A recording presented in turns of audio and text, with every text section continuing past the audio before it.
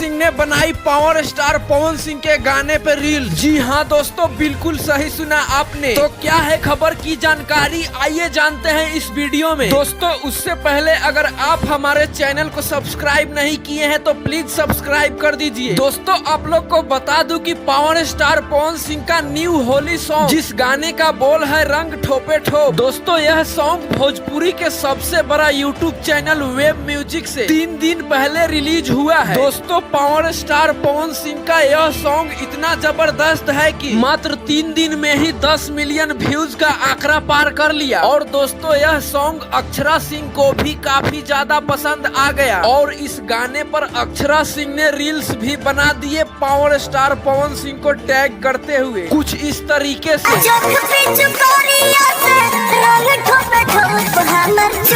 तो दोस्तों आप लोग को अक्षरा सिंह और पावर स्टार पवन सिंह के बारे में क्या कहना है नीचे कमेंट करके जरूर बताएं। और ये हमारा वीडियो आप लोग को अच्छा लगा हो तो वीडियो को भी लाइक जरूर करें।